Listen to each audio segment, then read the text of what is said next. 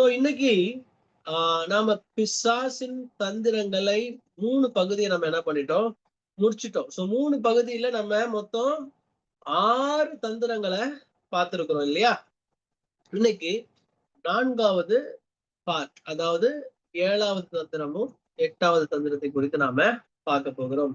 So அதுக்கு முன்னாடி ஒரு ரீவைண்ட் பண்ணிக்கலாமா? என்னென்ன தந்திரங்கள் அப்படின்னு பார்த்தா, நம்ம தானியேல் புஸ்தகத்துல இருந்து என்ன பண்றோம் பார்த்துட்டு வரோம். தானியேல் புஸ்தகத்துல இருந்து என்ன என்ன வகையில பிசாசு அவர்களை சோதிச்சான், எப்படி தந்திரமா அவர்களை அட்டாக் பண்ணா. அது வெறும் தானியேல் புத்தகத்துல மாத்திரம் அல்ல, ஆண்டவராகிய இயேசு கிறிஸ்துவுக்கும் அதே ஃபார்முலாவை தான் யூஸ் பண்ணா, ஆதாம் ஏவாளுக்கும் அதே ஃபார்முலா தான் யூஸ் பண்ணா அப்படின்னு பார்த்துட்டே வந்தோம். மோசேக்கு, தாவீதுக்கு, எல்லார பத்தி நம்ம என்ன பண்ணோம் பார்த்துட்டு வந்தோம். சரியா? சோ இப்போ முதலாவது என்ன யோசிச்சான் அப்படின்னா, அடிமைத்தனத்திற்குள்ளாய் நம்மள கொண்டு போனான். 2வது, அவன் நம்மை போஷிக்க வேண்டும் என்று விரும்புவான். கரெக்ட் தானே? நம்ம பார்த்தோம் இல்லையா? ஞாபகம் இருக்கா? அடிமைத்தனத்துக்குள்ள கொண்டு போவான். 2வது, அவன் நம்மை போஷிக்க வேண்டும் என்று விரும்புவான். 3வது, அவன் பாஷைகளை கற்றுக்கொள்ள சொல்லுவான். அவன் பாஷைகளை பேசணும், கெட்ட வார்த்தைகள், தேவையில்லாத வார்த்தைகள், புறம் கூறுதல், இந்த மாதிரியான வார்த்தைகளை எல்லாம் பேச கத்துக் கொடுப்பான்னு பார்த்தோம். 4வது, நம்முடைய ஐடென்டிட்டியவே என்ன பண்ணுவான், மறக்க வைப்பான்னு சொல்லி நம்ம பார்த்தோம். ஐடென்டிட்டிய மறக்க வச்சிருவான் அப்படின்னு சொல்லி பார்த்தோம். அடுத்தது போன வாரம் என்ன பார்த்தோம்னா, நம்மை தாழ விழுந்து பணிந்து கொள்ளணும்னு சொல்லி பண்ணுவான் அப்படின்னு சொல்லி பார்த்தோம். 6வதா நம்முடைய ஆத்துமாவை மரணிக்க வைப்பான். நம்முடைய ஆத்துமா சாக வேண்டும் என்பது அவனுடைய மிகப்பெரிய தந்திரம். இப்போ இன்னைக்கு பார்க்க போற 2 தந்திரங்களும் அவனுடைய பிரதான தந்திரங்கள். கடைசியா பார்க்க போற ராஜ தந்திரங்கள்னு சொல்லுவோம் இல்லையா? அப்படிப்பட்ட ஒரு தந்திரங்கள் தான் நாம பார்க்க போறோம். இன்னைக்கு தானியேல் புஸ்தகத்தை எடுத்துக்கொள்ளுங்கள். தானியேல் 6ஆம் அதிகாரம் 4ஆம் வசனம். யாராவது பார்த்துட்டு இருக்கவங்க வாசிக்க முடியுமா? தானியேல் 6:4.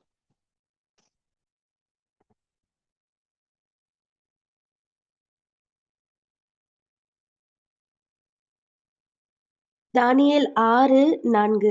அப்பொழுது 4. பிரதானிகளும் தேசாதிபதிகளும் ராஜ்யத்தின் விசாரிப்பிலே தானியேலை குற்றப்படுத்தும்படி முகாந்தரம் தேடினார்கள். ஆனாலும் ஒரு முகாந்தரத்தையும் குற்றத்தையும் கண்டுபிடிக்க அவர்களால் கூடாதிருந்தது. அவன் உண்மை உள்ளவனாய் இருந்தபடியால் அவன் மேல் சுமத்த யாதொரு குற்றமும் குறைவும் காணப்படவில்லை. ஆமென். தேங்க்யூ. சோ இன்றைக்கு நாம பார்க்க போற தந்திரம், அவன் நம்மேல் குற்றம் சுமத்தும்படி வகை தேடுவான். நல்லா கவனிங்க. நிறைய பேர் இந்த தந்திரத்துல மாட்டிருப்பீங்க. அப்படியே யோசிக்க பார்க்கலாம். நம்ம செய்யாத தப்புக்கு நம்மள ஒரு வாட்டி குற்றம் சுமத்தி இருக்காங்களே அப்படின்னு யோசிச்சுன்னா உங்களுக்கு நிறைய ஞாபகம் வரும். ஸ்கூல்ல இருந்து ஞாபகம் வரும். நம்ம செய்யாத தப்புக்கு போர்ட்ல நம்ம பேரை எழுதி வச்சிருப்பாங்க. நம்ம செய்யாத தப்புக்கு ஹெட் மாஸ்டர் ரூம் வாசல்ல நின்று இருப்போம். செய்யாத தப்புக்கு பிரின்சிபல் ரூம் வாசல்ல நின்று இருப்போம். செய்யாத தப்புக்கு அப்பா அம்மாவை கூப்பிட்டு வர சொல்லியிருப்பாங்க. ஆபீஸ்ல செய்யாத தப்புக்கு மேனேஜர் திட்டிருப்பாரு. அதாவது நாம குற்றம் செய்யல, ஆனா நம்ம மேல குற்றம் சுமத்தும்படி வகை தேடி கொண்டிருப்பான். அதுதான் பிசாசுடைய மிகப்பெரிய ராஜதந்திரம். பாருங்க, இப்ப கூட போதகர்கள் மேலையும் பெரிய பெரிய ஊழியக்காரர்கள் மேலையும் நிறைய வீடியோஸ் நீங்க பாப்பீங்க, யூடியூப் பாப்பீங்க. என்ன அவர்கள் மேல குற்றம் சுமத்துவது, குற்றம் சுமத்துவது, குற்றம் சுமத்துவது. நீங்க பண்றது தப்பு, இது செய்யறது தப்பு, அது தப்பு, இது தப்பு. குற்றம் சுமத்தும்படி வகை தேடுவது யாருடைய புத்தி அப்படின்னு பார்த்தோம் அப்படின்னா, அது பிசாசுடைய தந்திரம். இங்க தானியேல் அங்க பாக்குறாங்க, ஒரு முகாந்திரத்தையும் கண்டுபிடிக்கவில்லை. பாபிலோனுடைய சட்ட புத்தகத்தை வச்சு பாக்குறாங்க. பாபிலோனுடைய சட்ட புத்தகத்துல வச்சு ஏதாவது ஒரு ரூல் அவன் மிஸ் பண்ணிருக்கானான்னு பார்ப்பா, அவன் மேல குற்றம் சுமத்தணும். எல்லாம் இவனுங்க பண்றது எல்லாமே தப்பு. ஆதி ரூலுக்கு மேல ரூல் இல்லாததுதான் செய்யறாங்க. ஆனா தானியேல் ஏதாவது ரூல் புக்ல இருக்கா, இல்லாதது ஏதாவது பண்றானா பாருங்கன்னா தேடினா, முகாந்திரம் தேடினார்கள் வசனம் இருக்கு. அதனால நான் சொல்றேன். ஆனாலும் ஒரு முகாந்திரத்தையும் குற்றத்தையும் கண்டுபிடிக்க அவர்களால்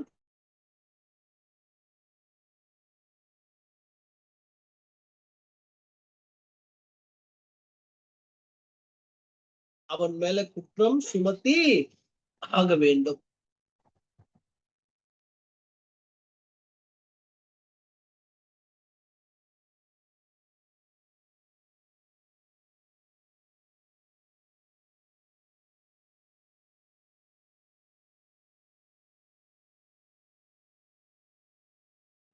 மறுபடியும் வருவாரா, மறுபடியும் பாட்டு பாடுவாரா அப்படின்ற மாதிரி யோசிக்கிறதுக்கு, உண்மையில தப்பு பண்ணாரா இல்லையான்னு நமக்கு தெரியாது. ஆனா குற்றம் சுமத்துவதற்கு முதல் ஆளாக நிற்பான் பிசாசு. அதுதான் அவனுடைய தந்திரம். அதனால் ஜாக்கிரதையா இருங்கள். அதனாலதான் மூத்த ஊழியர்களா இருக்கட்டும், பாஸ்டர்களா இருக்கட்டும், அவங்க சொல்ற வார்த்தைகள் எல்லாம் கேளுங்க. ஏன்னா அவங்களுக்கு எல்லாம் எக்ஸ்பீரியன்ஸ் இருக்கு. இந்த இந்த இடத்துக்கு போகாதீங்கன்னா போகாதீங்க. ஹஸ்பண்ட் அண்ட் ஒய்ஃபா ஊழியத்துக்கு போங்க அப்படின்னு சொன்னா ஹஸ்பண்ட் அண்ட் ஒய்ஃபா ஊழியத்துக்கு போகணும். சில இடங்கள்ல போகக்கூடாதுன்னா போகக்கூடாது. பவுலும் நிறைய விஷயங்களை சொல்லியிருக்காரு. ஏன் அப்படின்னா சபை இப்படி நடத்தணும், சபையில வேலை இருக்கிறவங்க இப்படி நடத்தணும், முதிர் வயது உள்ளவர்கள் இப்படி இருக்கணும், வாலிபர்கள் இப்படி இருக்கணும்னு நீங்க கொலேசியர், கொரிந்தியர், தெஸ்ஸலோனிக்கர் எல்லாம் படிச்சுட்டு போனீங்க அப்படின்னா உங்களுக்கு நல்ல தெளிவா என்ன பண்ணுவாரு பவுல் சொல்லுவாரு. அப்போ இதெல்லாம் நீங்க ஃபாலோ பண்ணீங்கன்னா உங்க மேல குற்றம் சுமத்துறதுக்கு முகாந்திரத்தை தேடுவாங்க. ஆனா அதை என்ன பண்ண மாட்டாங்க, கண்டு பிடிக்க மாட்டாங்க. இப்ப தானியேல் மேல முகாந்திரத்தை தேடினாங்க. முதலாவது நம்ம அசிங்கப்பட வேண்டும் என்று நினைப்பான். இரண்டாவது நாம தண்டனை பெற வேண்டும் என்று நினைப்பான். செய்யாத தப்புக்கு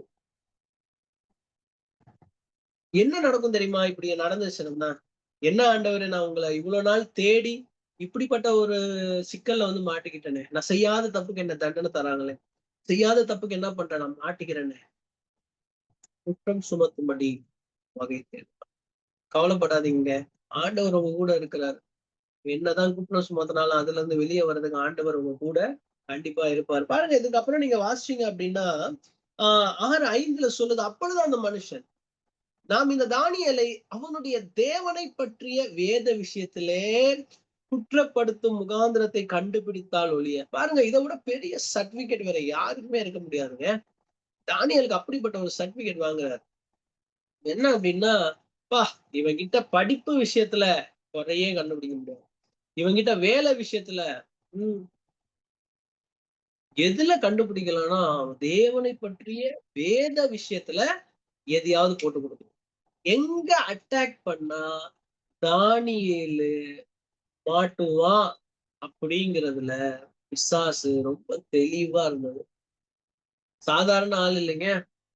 உங்களுடைய வீக் பாயிண்ட் என்ன, நீங்க எதுல ரொம்ப கான்சென்ட்ரேட் பண்றீங்க, எது மேல உங்களுக்கு ரொம்ப விருப்பமா இருக்கோ அங்கதான் ஒரு செக். பாருங்க, நீங்க ஃபேஸ்புக் போனீங்கனாலும் யூடியூப் போனாலும் அவனுடைய செக் என்ன தெரியுமா? உங்களுக்கு என்ன நீங்க பிடிச்சிருக்கிற வீடியோ நீங்க என்ன பாக்குறீங்களோ அந்த வீடியோஸ் மட்டும்தான் என்ன ஆகும், மாறும். அப்ப தானியல் அட்டாக் பண்றதுக்கு நீ வரி கட்டினியா, இது கட்டினியா, அதை பத்தி எல்லாம் தானியலுக்கு கவலை இல்லை. ஆனா தானியல் ரொம்ப இம்பார்ட்டண்டா யோசிச்சுட்டு இருக்கிறது அவனுடைய தேவனை பற்றியும் தேவனுடைய வேதத்தை பற்றி. அப்ப யோசிக்கிறாங்க, இந்த முகாந்திரத்துல மட்டும்தான் அவனை என்ன பண்ண முடியும், நம்ம புடிச்சு போட முடியும் அப்படின்னு சொல்லிட்டு, அப்ப ராஜா கிட்ட போயிட்டு ஒரு புது ரூல், இல்லாத ரூல் என்ன பண்றாங்க, புதுசா கொண்டு வராங்க. ஒரு 30 நாளைக்கு ட்ரையல் மாதிரி பார்க்கலாம். என்ன பண்ணலாம், எல்லாரும் ராஜாவை மட்டும்தான் கும்பிடணும், ராஜாவை மட்டும் தான் வேண்டிக் கொள்ளணும். வேற எந்த தெய்வத்தையாவது வேண்டுனா அவனை என்ன பண்ணும், சிங்க கெபிக்குள்ள போடணும். புது ரூல். ஏன்னா எல்லாருக்குமே தெரியும் தானியேலால ஜெபிக்காம இருக்க முடியும். இதை விட பெரிய சர்டிபிகேட் வேற எதுக்கு என்னங்க வேணும்? யாராவது ஒருத்தர் நம்மளை பார்த்து சொல்லுவாங்களா, ஒரு ஜெபிக்காம இருக்க மாட்டாருங்க, இந்த டைமுக்கு அவருக்கு போன் பண்ணாதீங்க, அது அவருடைய பிரேயர் டைம். யாராவது அப்படி சொல்லியிருக்காங்களா? இந்த டைமுக்கு நான் அவர் போனா ஞாயிற்றுக்கிழமை காலையில 10 மணிக்கு அவரை வந்து உங்களால பிடிக்கவே முடியாது. ஏன்னா அவர் சர்ச்சைக்கு போயிடுவார். இந்த மாதிரிலாம் சர்டிபிகேட் நம்ம வாங்கணுங்க. ஏன்னா என்ன அறியாம இந்த சர்டிபிகேட்டை நான் வாங்கியிருக்கிறேன். எப்போனா, நான் வந்து ரொம்ப நாள் கழிச்சு ஒரு ஸ்கூல் ரீயூனியன் நடந்தது எங்க ஸ்கூல்ல. ஸ்கூல் ரீயூனியன் நடந்தப்போ எனக்கு என்னை பத்தி இப்படி பேசுறாங்கலாம் எனக்கு தெரியாது. ஸ்கூல் ரீயூனியன் நடந்தப்போ நான் போறேன். அவங்க எப்போ வச்சாங்கன்னா ஞாயிற்றுக்கிழமை எல்லாரும் மீட் பண்ணணும்னு 10:30 மணிக்கு வச்சாங்க. நான் ஞாயிற்றுக்கிழமை சரி ரொம்ப நாள் ஆச்சு, ஒரு ஆல்மோஸ்ட் 15-20 வருஷம் ஆயிடுச்சு. போய் பசங்கள எல்லாம் மீட் பண்ணலாம் அப்படின்னு சொல்லிட்டு சர்ச்சில வொர்ஷிப் மட்டும் ட்ரம்ஸ் வாசிச்சுட்டு முடிச்சுட்டு, நான் அவசர அவசரமா போய் ஸ்கூலுக்கு போறேன். School reunion. போனா அங்க பசங்க கேட்ட கேள்வி என்ன வந்து செருப்பால அடிச்ச மாதிரியான ஒரு கேள்வி எனக்கு கேட்டாங்க. என்ன அப்படின்னா, "ஆண்ட்ரூ வழக்கமா ஞாயிற்றுக்கிழமை பார்க்க முடியாதே இந்த டைம்ல. வந்துட்டு இருக்கிற நீ?" அப்படின்னு கேட்டாங்க. எனக்கு அப்பதான் வந்து சுருக்குன்னு குத்துச்சு. இப்போ நம்மள குறித்த ஒரு சாட்சி அவங்களுக்குள்ள இருந்திருக்கு. ஞாயிற்றுக்கிழமை இவன புடிக்க முடியாது. ஞாயிற்றுக்கிழமை இவன என்ன பண்ண முடியாது. நம்ம இந்த டைமுக்கு வெளிய கூப்பிட முடியாதுன்னு ஒரு நல்ல சாட்சிய நான் என்ன பண்ணிட்டேன், கெடுத்துட்டேனே அப்படின்னு சொல்லி யோசிச்சுட்டு இருந்தேன். அதுபோல இந்த தானியேல் ஜெபம் பண்றதுதான். இந்த டைம்ல ஜெபம் பண்ணுவான்னு எல்லாருக்கும் தெரிஞ்சு போச்சு.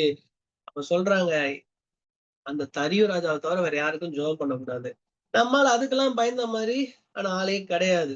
போய் என்ன சொல்றாரு அப்படின்னா, தானியேலோ வென்றால் 10ஆம் வசனத்துல அந்த பத்திரத்துக்கு கையெழுத்து வைக்கப்பட்டதென்று அறிந்த போதிலும், தன் வீட்டுக்குள்ளே போய் தன் மேல் அறையிலே எருசலேமுக்கு நேராக பலகணிகள் திறந்திருக்க, அங்கே தான் முன் செய்து வந்தபடியே தினம் 3 வேளையும் தன் தேவனுக்கு முன்பாக முழங்காற்படியிட்டு ஜெபம் பண்ணி ஸ்தோத்திரம் சொன்னான்.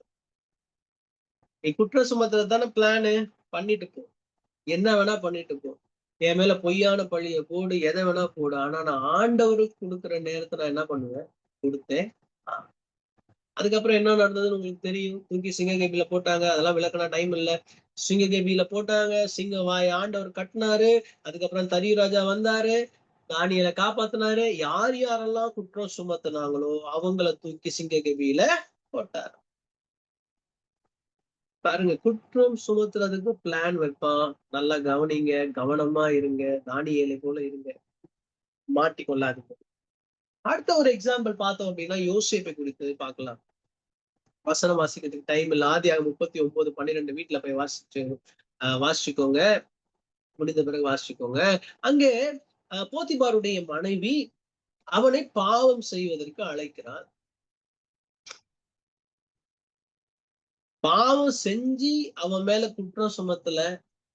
அந்த இடத்த விட்டு அவன் ஓடி போறான். ஓடி போனவன் மேல குற்றம் சுமருது. நியாயமா இருந்தவன் மேல குற்றம் சுமருது. இதே டாக்டிக்ஸ் தாங்க. ஒரே டாக்டிக்ஸ் தான். தந்திரம் ஒரே தந்திரம் தான்.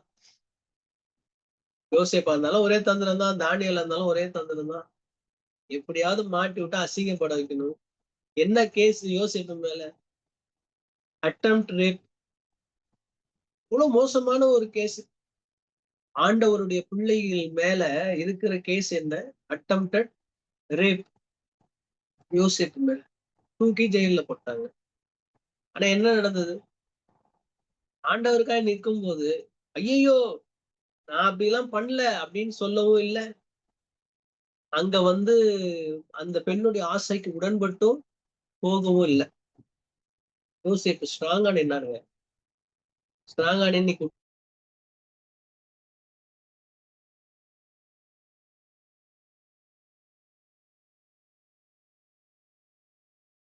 யோசேப்புக்கு கிருபை கிடைக்க செய்தார். போத்திபாருடைய வீட்டுல 2வதா இருந்தவன் பார்வோன் அரண்மனையில 2வதாய் பாருங்க. தன் மேல விழுகிற குற்றங்களை கூட யோசிக்காம ஆண்டவருக்காய் நின்னவர்கள் தானியேல், யோசேப்பு 2 பேரை குறித்து சொன்னேன். 2 பேரும் ஆல்மோஸ்ட் ராஜாவுடைய அளவுக்கு அவங்க முன்னேறினாங்க. புரியுதுங்களா? இப்போ ஆண்டவர் உங்களை உயர்த்தணும் அப்படின்னா, எவன் என்ன குற்றம் வேணா சுமத்திட்டு போட்டும். நான் ஆண்டவருக்காக நிற்பேன். என்னுடைய பரிசுத்தத்தை நான் என்னைக்குமே விட மாட்டேன். என்னுடைய ஜெபத்தை நான் என்னைக்குமே என்ன பண்ண மாட்டேன், விட மாட்டேன். நீ தந்திரம் நீ என்ன வேணா பண்ணிக்கோ. என்ன தந்திரம் வேணா நீ இருந்துக்கோ. என்ன பிளான் வேணா பண்ணிக்கோ. நான் என்னுடைய வாழ்க்கையில, ஜெப வாழ்க்கையில, பரிசுத்த வாழ்க்கையில நான் மாட்டேன். பாருங்க, எதுவுமே பண்ணல மொர்தெகாய். அவன் மேல் குற்றம் சுமத்தும்படி ஆமான் வகை தேடினான். தூக்கு மரம் ரெடி பண்றான். எதுக்குன்னே தெரியல. அவன் என்ன பண்ணான்? ஒண்ணுமே பண்ணல. அவன் தூக்கு மரத்தை ரெடி பண்றான். அவன் மேல குற்றம் சுமத்தி அவனுக்கு தூக்கு தண்டனை கொடுக்கணும்னு சொல்லி தூக்கு மரம் ரெடி பண்றான். ஆனால் நடந்தது என்ன? தயாரிச்ச தூக்கு மரத்துல அவனையே தூக்குல போட்டாங்க. இதுதாங்க நடக்கும் ஆண்டவருக்காக உறுதியா இருக்கும்போது. அவன் சொல்லுகிற ஒரு வார்த்தை என்ன தெரியுமா சொல்றான்? ஏன்பா நீ காலில் விழ வேண்டியது தானப்பா மொர்தெகாயே? சொல்ற வார்த்தை, நான் யூதன். போன வாரமே இதை குறித்து பார்த்தோம். அவன் தாழ விழுந்து பணிந்து கொள்ள வேண்டும் யோசிப்பான். அப்போ அவன் சொல்ற வார்த்தை, நான் யூதன்பா. குற்ற சுமத்தலாம் சுமத்திட்டு போ, எதையாவது பண்ணிட்டு போ. நம்ம வாயில இருந்து அதுதான் வரணும். நான் கிறிஸ்டியன், நான் கிறிஸ்தவன், ஆண்டவருக்குள்ளா இருப்பவன். என்ன வேணா குற்றம் சுமத்திட்டு போ. எனக்கு அதை பத்தி கவலை கிடையாது. நான் ஆண்டவருடைய பாதையில தானியேலை போல, யோசேப்பை போல, மொர்தெகாயை போல சென்று கொண்டிருக்கேன். இது பரவாயில்ல. சரி, எப்பவுமே பிசாசு எல்லா தந்திரத்தையும் ஆண்டவர்கிட்ட உபயோகிச்சு பார்த்தா இல்லையா? நம்ம எல்லாத்துக்குமே பார்த்தோம் ஆண்டவருடைய எக்ஸாம்பிள். ஏசப்பா கிட்ட என்ன நடந்துச்சு இதையும் பார்த்துருவோம். மத்த 26ல 59 வாசிச்சோம் அப்படின்னா, பிரதான ஆசாரியரும் மூப்பரும் மூப்பர் சங்கத்தார் யாவரும் இயேசுவை கொலை செய்யும்படிக்கு அவருக்கு விரோதமாய் பொய் சாட்சி தேடினார்கள். எப்படியாவது குற்றப்படுத்திடணும். பொய் சாட்சி தேடினார்கள். அதே தந்திரம் தான். தானியல் கிட்ட என்ன யோசிச்சானோ அதே தந்திரம் யோசேப்பு கிட்ட யோசிச்சா அதே ஏசப்பா கிட்டே அதே தந்திரம். பொய் சாட்சியை தேடினாங்க. அப்பொழுது பிரதான ஆசாரியன் பாத்தீங்க அப்படின்னா ஒருவரும் அகப்படவில்லை. அநேகர் பொய் சாட்சி சொல்லியும் ஒவ்வவில்லை. கடைசியா 61 வசனத்தை சொல்லுது, ஒருத்தர் வந்தாராம். தேவனுடைய ஆலயத்தை இடித்து போடவும் 3 நாளைக்குள்ள அதை கட்டவும் என்னாலே ஆகும் என்று இவன் சொன்னான் என்றார். கடைசியா இத பொய் சாட்சின்னு சொல்றாங்க. ஆனா அது ஒரு உண்மையா சொன்னது. இன்னும் கேட்டீங்கன்னா இது எப்படி பொய் சாட்சி அவங்க அக்செப்ட் பண்ணாங்கன்னு எனக்கு தெரியல. ஏன்னா இது ஃபியூச்சர்ல நடக்கும்னு தான் சொன்னார். நடத்தி காட்டுன்னு தான் சொன்னாரு ஒழிய செஞ்சத சொல்லல. போய் முடிச்சுட்டேன் அப்படின்னு சொல்லல. செய்ய போறேன்னு சொன்னாரு. இதை எப்படி பொய் சாட்சியா அவங்க கன்சிடர் பண்ணாங்கன்னு தெரியல, விட்டுடுங்க. ஆனாலும் அவர் சொன்னது பொய் அல்ல. இந்த ஆலயத்தை இடித்து போடுங்கள், இந்த சரீரமாகிய ஆலயத்தை இடித்து போடுங்கள், நான் அதை 3 நாளிலே எழுப்புவேன் அப்படின்னு சொல்றதுதான் இங்க சொல்றாரு. இத பொய் சாட்சின்னு சொல்லிட்டு பாருங்க. தானியேலா இருக்கட்டும், யோசேப்பா இருக்கட்டும், மொர்தெகாயா இருக்கட்டும், இயேசுவா இருக்கட்டும், குற்ற சுமத்த வகை தேடுவான். ஆனாலும் அவர்கள் அதை பத்தி எல்லாம் என்ன பண்ணல, கொஞ்சம் கூட அஞ்சல. ஆண்டவருக்காய் அவர்கள் நின்றார்கள். நின்று அவர்கள் பலனை அனுபவித்தார்கள். கடைசி பாயிண்ட் இப்ப நம்ம பார்த்துட்டோம் இல்லையா? குற்றப்படுத்தும்படி வகை தேடுவான். 7வது பாயிண்ட், கடைசி பாயிண்ட், ஜபத்தை தடுப்பான். இது மெயின். ஏன் நம்ம கடைசி, last but not the least, ஜபத்தை தடுப்பதுதான் நம்மளுடைய பயங்கர பெரிய பெரிய பெரிய பெரிய பெரிய எவ்வளவு பெரிய வேணா போட்டுக்கோங்க தந்திரம். ஏன் அப்படி சொல்றேன் அப்படின்னா, இப்போ இந்த சிங்க கபில போட்டதே என்ன ரீசனுக்காக போட்டாங்க? தானியேல ஜபம் பண்ண கூடாது. என்ன பண்ணக்கூடாது? ஜபம் பண்ண கூடாது. ஜபம்ங்கிறது என்ன? நம்ம நிறைய பேர் நினைச்சிட்டு இருக்கோம், என்னுடைய தேவைகள்லாம் எவ்வளவு இருக்கு, இந்த தேவைகள் எல்லாம் நான் ஆண்டவர்கிட்ட சொல்லுவேன் ஒண்ணு ஒண்ணா. அவரு உட்கார்ந்து அண்ணாச்சி கடைக்காரர் மாதிரி, அரிசி இல்லையா இந்த அரிசி, பருப்பு இல்லையா இந்த பருப்பு, இந்த மிளகாத்தூள் அப்படின்னு சொல்லுவாரு அப்படின்னு நம்ம பார்த்துட்டு இருக்கோம். இல்லைங்க, ஜெபம்ங்கிறது அது ஒரு அப்பா மகன் ரிலேஷன்ஷிப்புங்க. ஒரு மெய்ப்பனுக்கும் ஆடுக்குமான ரிலேஷன்ஷிப்புங்க. ஒரு எஜமானுக்கும் ஒரு வேலைக்காரனுக்குமான ரிலேஷன்ஷிப்புங்க. ஒரு மணவாளனுக்கும் ஒரு மணவாட்டிக்குமான ரிலேஷன்ஷிப்புங்க. ஒரு மூத்த சகோதரனுக்கும் ஒரு இளைய சகோதரனுக்குமான ரிலேஷன்ஷிப்புங்க. ஒரு தெய்வத்துக்கும் ஒரு மனுஷனுக்குமான ரிலேஷன்ஷிப். அப்போ சில நேரங்கள்ல நீங்க எஜமான் கிட்ட வேலைக்காரன் கேட்கிற மாதிரி கேட்கலாம். பா காசு வேணும்பா, பா இல்லப்பா என்கிட்ட இல்ல ஐயா கேட்கலாம். ஆனா சில நேரங்கள்ல அப்பா கிட்ட உரிமையா கேட்கிற மாதிரி கேட்கலாம். சில நேரங்கள்ல மணவாளன் கிட்ட பேசுற மாதிரி அவர்கிட்ட கொஞ்சலாம், அவர்கிட்ட என்ன பண்ணலாம், நெருக்கமா பேசலாம். அவர்கிட்ட ஒரு ரகசியத்தை பேசலாம். அவர் நம்ம கிட்ட ரகசியத்தை பேசுவாரு. சில நேரங்கள்ல மூத்த சகோதரன் மாதிரி உங்களுக்கு ஆண்டவர் அட்வைஸ் பண்ணுவாரு. இது எல்லாம் ஜெபத்துக்குள்ள வர்றதை நான் சொல்றேன். இப்போ ஜெபத்தை கட் பண்ணிட்டானா உங்களுக்கும் ஆண்டவருக்குமான தொடர்பு கட் ஆயிருது. உங்களுக்கு ஆண்டவருக்கும் தொடர்பு இல்லைன்னா நீங்க எதுவுமே பிசாசுகிட்ட என்ன பண்ண போறீங்க? பண்ண மாட்டீங்க. அவனை எதிர்த்தும் ஒரு காரியத்தை பண்ண போறது இல்ல. எதுவுமே என்ன பண்ண மாட்டீங்க, பண்ண மாட்டீங்க. சோ அவன் ஜெபத்தை தடுப்பதற்கு முயற்சி செய். நல்லா யோசிச்சு பாருங்களேன். அப்படியே உங்க மைண்ட்ல அப்படியே ரீவைண்ட் பண்ணுங்க. மைண்ட்ல அப்படியே ஓட்டணும். எப்படி நம்ம ஜெபம் பண்ணிட்டு இருந்தோம், இப்போ எப்படி ஜெபம் பண்ணிட்டு இருக்கோம். யோசிச்சீங்கன்னா உங்களுடைய தந்திரங்கள் உங்களுடைய வாழ்க்கையில செயல்பட்டு கொண்டிருக்கிறதா அப்படிங்கிற ஒரு கேள்விக்கு பதில் வரும். ஒரு சில நேரங்கள்ல 3 மணிக்கு 2 மணிக்கு எந்திச்சு 1 மணி நேரம் 1.5 மணி நேரம்லாம் ஜெபம் பண்ணுவேன். நான் இப்போ முடியல. இப்போ தந்திரங்கள் ஏதோ தூக்கம் வருது, வேலை அதிகமாகுது, இதெல்லாம் ஏன் வருதுன்னா ஜெபத்தை உங்களிடமிருந்து தடுப்பதற்காக. அப்படியே ஜெபம் பண்ணாலும் வசனம் சொல்லுது தானியேல் 10, 12, 13ல இந்த ஜெபத்துக்கு பதில கொண்டு வர்றாரு தூதன். ஆனா அந்த ஜெபத்தை பதில பாதியிலேயே நிறுத்தலாம் பிசாசு. சோ ஜெபம் பண்ண விட மாட்டான். ஜெபம் பண்ணான் பதில் வரவும் விட மாட்டான். ஏன் ஆண்டவரே இந்த ஜெபத்துக்கு பதில் வரல? இன்னும் நல்லா ஊக்கமா ஜெபம் பண்ணு. ஜெபம் நடுவுல நிக்குது. பிசாசை தடுத்து நிறுத்திட்டு இருக்கான். பாருங்க, நாட் ஒன்லி தானியேல், சீஷர்கள் 3 பிரதான சீஷர்கள்ங்க. பேதுரு, யோவான், யாக்கோபு 3 பிரதான சீஷர்கள்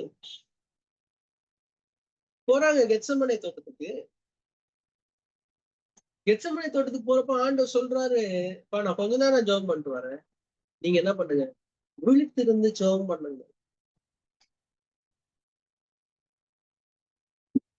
விழித்திருந்து ஜெபம் பண்ணுங்க. யார் தெரியுமா 3 பேரும்? பேதுரு, யோவான், யாக்கோபு. ஒருத்தரு சபை, இன்னொருத்தர் தீர்க்கதரிசி, இன்னொருத்தர் முதல் ரத்த சாட்சி. 3 பேர். நாம நினைக்கிறோம் பெரிய ஆளு, நம்ம ஆண்டவருக்காக இவ்வளவு பண்றோம், இது பண்றோம். சபை, தீர்க்கதரிசி, முதல் ரத்த சாட்சியாய் ஆண்டவருக்காய் வாழ்ந்து மரித்தவர் யாக்கோபு. 3 பேர் நிக்கிறாங்க. ஆண்டவர் சொல்லிட்டு போறாரு ஜெபம் பண்ணுங்க. 3 பேர் என்ன பண்ணாங்க? தூங்கிட்டாங்க. வசனம் சொல்லுது மிகுந்த துக்கத்தினாலே தூங்கினாங்களாம்.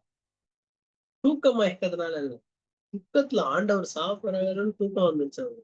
வசனம் சொல்லுதுங்க, நான் சொல்லல.